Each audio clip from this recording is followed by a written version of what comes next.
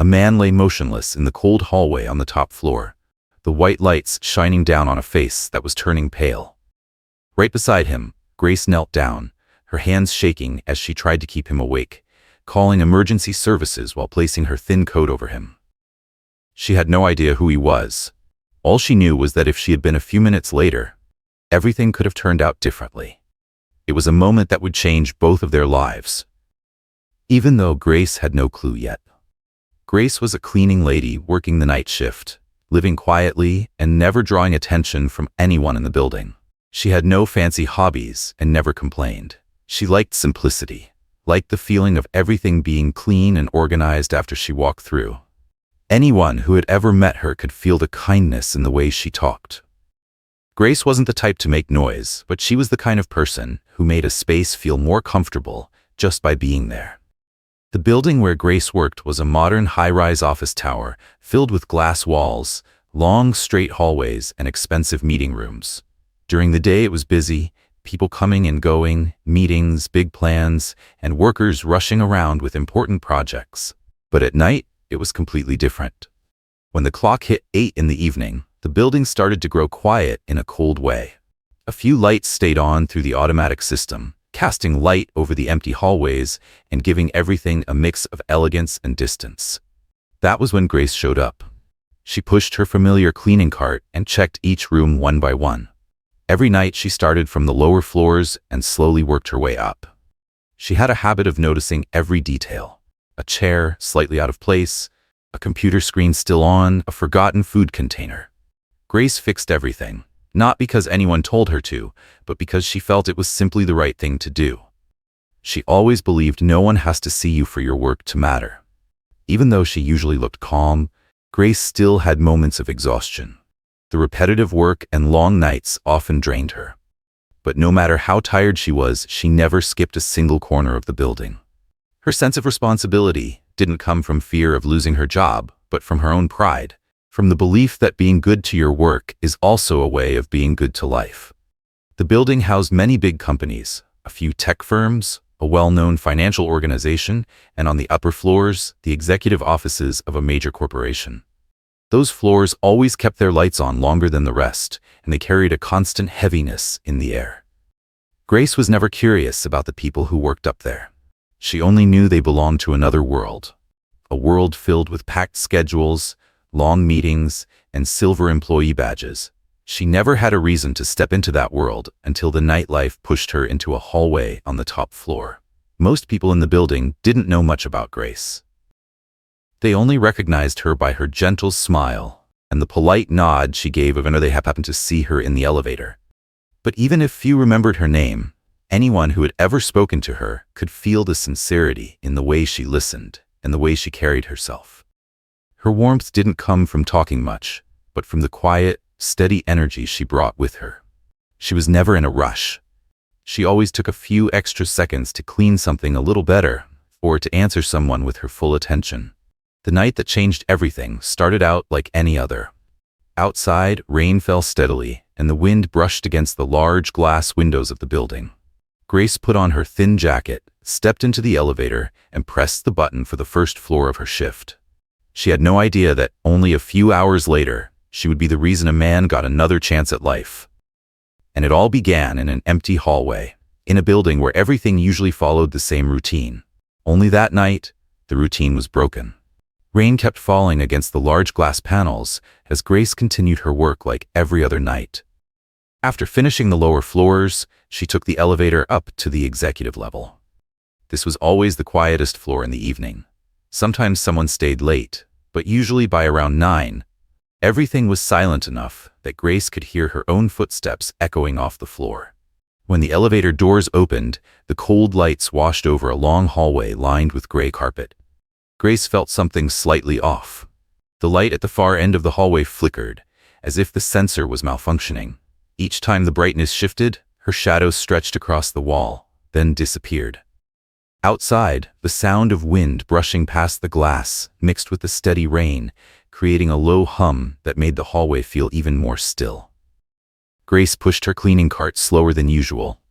She wasn't afraid of the dark, but her instincts told her that this floor was unusually quiet tonight. She stopped at the first meeting room, switched off the light, checked the chairs, and picked up a few bits of leftover paper. Everything seemed normal. But just as Grace took another step, an unexpected sound echoed from farther down the hall. It wasn't footsteps or a door opening. It was the sound of something glass hitting the floor, shattering or rolling before coming to a stop. Grace froze, her heart beating faster. At this hour, on this floor, there shouldn't have been anyone left. She lifted her head and looked toward the end of the hallway, where the large meeting room was, the one usually used for high-level discussions.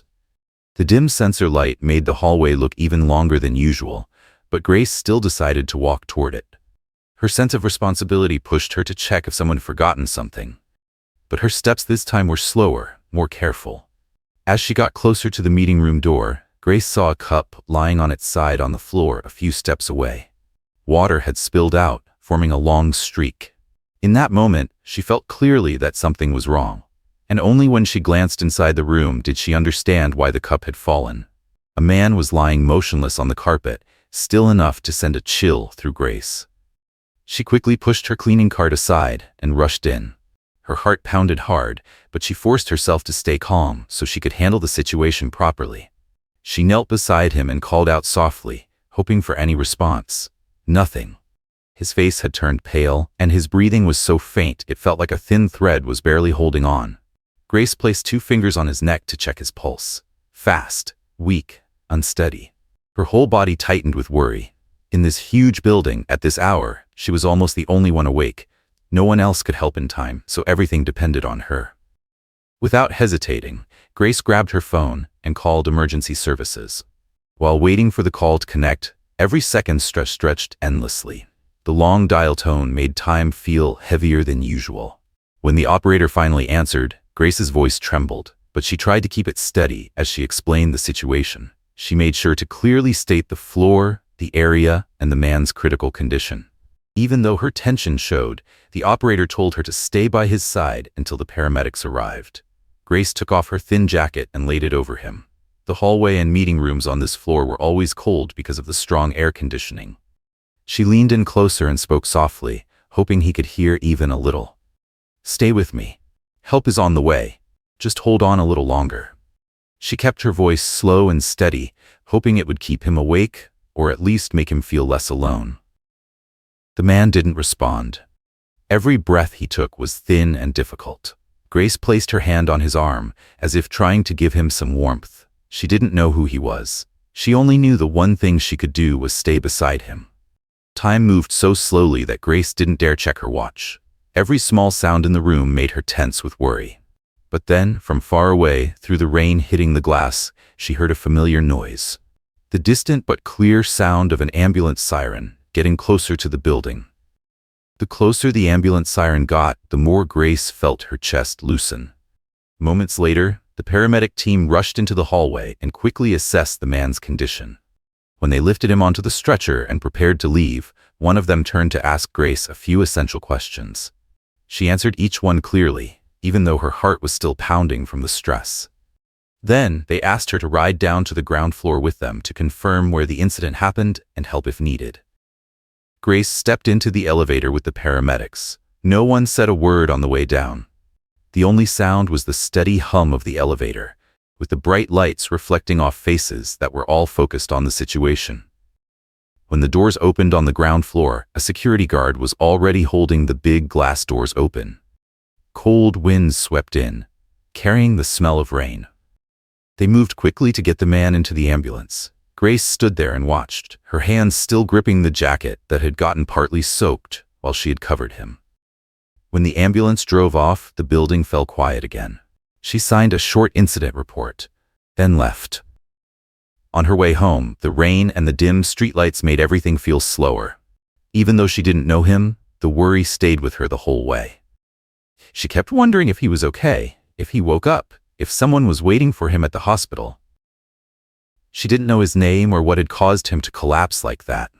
All she knew was that the image of him lying still on the carpet stayed sharp in her mind. That night, when she finally got home, Grace couldn't sleep. Every time she closed her eyes, she saw the dim hallway lights and the man's weak breaths. She tried to reassure herself that she had done everything she could, but the uneasy feeling lingered like a faint knock inside her chest. A few days passed. Grace's work stayed the same, but every time she walked past the executive floor, her mind went back to that night. She didn't get any new information, and she didn't expect that she ever would. But then one afternoon, just as she finished her shift, her phone rang. The call was from the hospital.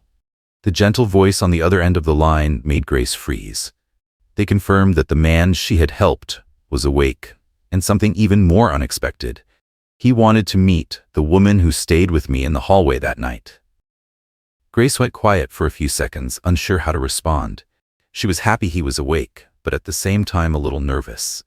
She wasn't used to being the center of anyone's attention. The next day, Grace went to the hospital. She stood at the patient room door, feeling a bit anxious.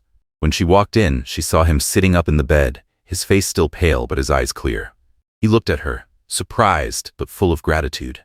She never imagined the man who had been lying motionless that night would look this alert after just a few days. "You're Grace, right?" he asked in a slightly hoarse voice. She nodded. He introduced himself as Michael, and even though he looked weak, he kept a polite tone in every word. But after that formal start, the emotion in his voice shifted clearly when he brought up what happened that night. He asked Grace about every detail, as if he wanted to piece together the moments he no longer remembered. When she told him she had stayed beside him for almost 10 minutes, trying to keep him awake and covering him with her jacket, Michael's eyes softened. He looked down at his hands for a long moment, then lifted his head and asked a question that caught Grace slightly off guard. "Why didn't you leave? On that floor, at that hour, no one would have made you stay." Grace didn't have to think long. Her answer came as naturally as breathing. "Because someone needed me." It wasn't a grand statement. It didn't carry pride or sacrifice. It was simply her truth. Michael fell silent after hearing it. His expression shifted into something Grace couldn't quite describe, as if he wasn't used to a stranger treating him with kindness that asked for nothing in return. He didn't respond right away. He just looked at Grace with a mix of gratitude and confusion. A strong, successful man who was used to being in control of everything now found himself unsure of how to react to an act of genuine goodness from someone whose name he didn't even know until today. And that uncertainty made their first meeting quiet, but full of weight. The silence in the hospital room after Grace's answer lingered in Michael's mind long after she left. When she walked out, he sank back against the pillow, staring at the cold, white ceiling with a heaviness he hadn't expected. For the first time in years, Michael felt like he didn't understand himself anymore. His life up until now had been a long, continuous chain of days where everything was divided into schedules, meetings, and growth targets. He owned a massive amount of wealth, multiple offices in different places, and was always seen as a man who made firm, logical decisions. But that life had also pushed him far from everyone around him. He was used to speaking briefly, keeping his distance, and viewing everything through the lens of efficiency. When employees walked into a meeting room, they saw more seriousness than warmth. When someone greeted him in the elevator, he only gave a small nod out of politeness. He wasn't close to anyone, and he didn't want anyone too close. That was why the night he collapsed in the hallway hit him so hard. Not just because the medical emergency nearly cost him his life, but because of one undeniable truth. In the most dangerous moment, he was completely alone. As he drifted in and out of consciousness, he had no coworker, no close friend, no one he could call. And if Grace hadn't happened to walk by, the story could have ended in a very different way. That thought followed him through every day of recovery. Each time he remembered Grace kneeling beside him, trying to keep him awake, he felt an emptiness he had never allowed himself to notice before. A cleaning lady, a complete stranger, had cared about him more than the people who saw him every day. Not out of duty, not for any benefit, but out of simple, natural kindness. It confused him, and it forced him to take a hard look at himself. When Michael was discharged, the first thing he wanted to do wasn't go back to the office or read work reports. He wanted to return to the building where everything happened. But this time, he didn't want to show up as someone powerful or well-known. He just wanted to learn about Grace, about her work, about how she lived such a simple life, yet could still have such a strong impact on someone else. Michael didn't reveal who he was when he asked the building manager about Grace's schedule. He only said he wanted to thank her at the right moment when she was around. And a few days later, on an evening when he knew Grace was working, Michael returned to the building. He stood in the hallway on the lower floor, where the lights were softer and the air was quiet enough for him to hear the sound of a vacuum from far away. Michael was surprised when he saw Grace at the end of the corridor, carefully wiping each section of the metal handrail. She worked slowly but steadily, not missing a single detail. Every movement she made carried a level of focus as if it were the most important job in the world. He stayed still, not wanting to startle her. The longer he watched, the clearer it became why she reacted so quickly and calmly the night he collapsed. There was a natural sense of dedication in Grace. Not the kind that came from paychecks or performance reviews, but from the standards she set for herself. A kind of responsibility that came straight from the heart. Her gentleness also caught his attention. She never rushed. She didn't get irritated, didn't sigh, didn't show boredom, even though the job was repetitive. The way she straightened a chair that was out of place, the way she set a food container upright before tossing it out, or the way she paused a few seconds to make sure she did something right, all of it made Michael feel one thing: she respected her work. And maybe that was why she could respect people so easily. Michael stood there longer than he planned. Watching Grace work made him think about his own life. Everything he once considered important suddenly felt heavy and distant. He realized he had been living too fast, too cold, and too far from everyone. Meanwhile, she, someone who had nothing but kindness, lived far lighter than he ever had. New thoughts started forming in his mind. He wanted to slow down. He wanted to connect more. He wanted to look at people instead of just titles or performance. He wasn't used to thinking this way, but the feeling that it was right was too strong to ignore. When Grace pushed her cleaning cart to another area, Michael stepped back toward the wall so she wouldn't notice him. He didn't want to make her uncomfortable when he wasn't ready to speak yet. But when the elevator opened and Grace stepped inside, Michael knew he needed to do something to honor what she had done for him. Not with money, not with gifts, but with something that actually meant something. He wanted to do something for Grace. Something right, something honest. There was only one problem. He had no idea where to start. In the days after quietly observing Grace, the urge to do something for her grew stronger in Michael.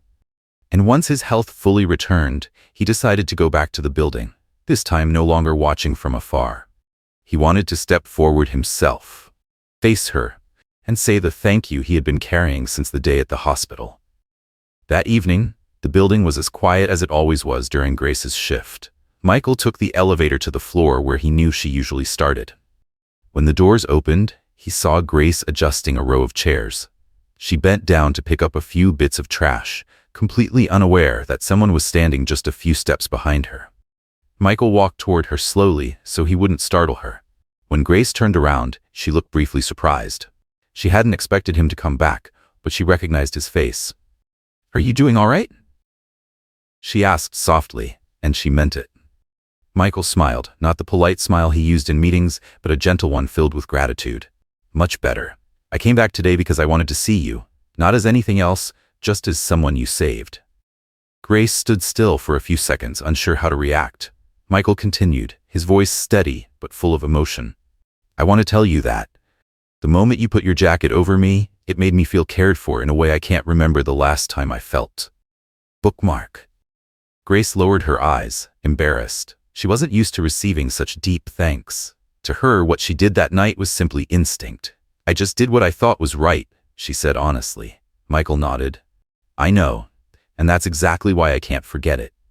He paused for a moment, then added, "I want to do something in return, something that means more than just saying thank you." Grace shook her head right away. "You don't have to do anything. I didn't help you because I wanted something in return. I just want you to slow down, take better care of yourself. That's all." Her words weren't complicated or philosophical, but they hit a part of Michael's emotions he rarely paid attention to. She didn't want money, she didn't want attention, she didn't want any kind of benefit. She just wanted him to live better. Simple, yet so deep that it left him speechless. "I'll remember that," Michael said quietly. Even though Grace refused any kind of material repayment, Michael still felt he needed to do something. Not to repay Grace alone, but to protect people like her, the ones who worked in silence, walking through the building at hours when no one noticed them. A few weeks later, Grace noticed something had changed in the building. On every floor, near the elevator doors, a new device had been installed.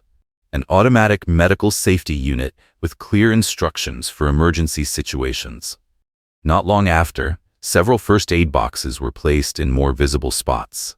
She asked someone on the management team, and they said it came from a directive issued by one of the building's ownership board members. No one knew why it was implemented so suddenly, only that they were told to prioritize installing everything as quickly as possible, especially to ensure the safety of those working night shifts. Grace didn't need anyone to explain. She knew exactly who was behind it. That same evening, while Grace was cleaning the hallway, Michael showed up. He didn't say he was the one who made the decision. He only asked one simple question, as light as a breeze. "I heard the building added new safety equipment recently. What do you think of it?" Grace looked at him, her eyes showing she understood. She didn't blame him for doing it, and she didn't reject it either. She simply nodded. "I think it's a good thing." Michael stayed quiet for a few seconds, as if he wanted to read her reaction. When he saw she wasn't upset, he smiled, this time softer, warmer than before. No long thank you speech, no awkwardness, just two people who understood each other without needing many words. As Michael walked away, Grace watched him and realized he no longer looked like the man burdened by pressure that people used to describe. He seemed lighter, like someone who had finally let go of part of an invisible weight. And that made Grace happy for him. Not in a proud or special way, but in the simple way you feel glad when someone finds their way back to themselves. After the quiet changes in the building, Michael slowly became a different version of himself. Not the loud kind of change or the kind meant to prove something, but a shift that started from within. He was still the successful man everyone knew from the news, still carried the confidence of someone used to heavy pressure. But the loneliness and distance that once surrounded him had softened. Part of that change began the moment he lay motionless on the hallway floor, and a stranger chose to stay beside him during the longest 10 minutes of his life. From someone who only cared about performance and results, Michael began to see people for their true worth. He no longer walked through the hallways as if everything around him was invisible. He no longer stepped into the elevator, avoiding everyone's eyes. And when he saw Grace in the building, he didn't just nod out of habit. He greeted her first. A simple greeting, but far more meaningful than the complicated words he used to throw around in meetings. Grace wasn't used to any of it. She kept doing her job the same way she always had, with the same patience and care. She didn't tell anyone her story, and she didn't ask for recognition. To her, saving Michael wasn't something to brag about. It was simply the right thing she believed she needed to do. If anyone asked, she only said that something happened that night and everything turned out fine. Nothing more, nothing less. But what Grace did notice, day by day, was that the atmosphere in the building had grown warmer in a way that was hard to explain. Not because of the lights, not because of the temperature, because of people's attitudes. A few employees who barely noticed her before now smiled when they walked past. Some of the management staff even asked if there were any areas she needed more help with. Everything was still small, still simple, but it made her night shifts feel much less lonely. One evening, while wiping the hallway near the elevators, Grace paused for a moment to look at the new safety equipment installed across the building. Their lights glowed softly, standing there like invisible guards ready to help anyone in trouble. Grace knew exactly why they were there, and she knew it was because Michael wanted to protect people who worked quietly like she did. And even though he never said it directly, she understood this was the deepest thank you he could ever give. She smiled softly, not out of pride, but out of a simple, quiet joy. Knowing someone's life had changed for the better, and she had happened to be part of that journey. Grace never thought of herself as someone special, and she certainly never thought she could influence anyone. But that night, as she looked at the new equipment and remembered the things Michael had said, she realized that sometimes a kind act, no matter how small, can create a ripple of change even the person who sparked it never expected. For Michael, the biggest change wasn't surviving the medical scare. It was understanding that kindness doesn't come from grand gestures. It comes from small moments, from simple choices like staying beside someone who needs help. He realized that success wasn't enough to make a life whole. What he had been missing wasn't fame or money, but real connection, something Grace had given him without asking for anything in return. And for Grace, life stayed quiet as always. She still checked every room, still straightened things that were out of place, still picked up every small piece of trash. But something in her felt lighter. When she walked through the long hallways that once made her feel alone in the silent building, there was now a warmth she couldn't put into words. She knew she had done the right thing. And sometimes that alone was enough to make a night feel less cold. The story's final message lived in the simplest things. Kindness isn't a grand act. It is choosing to do the right thing when no one is watching. One choice can change someone else's life, and sometimes it can change ours too.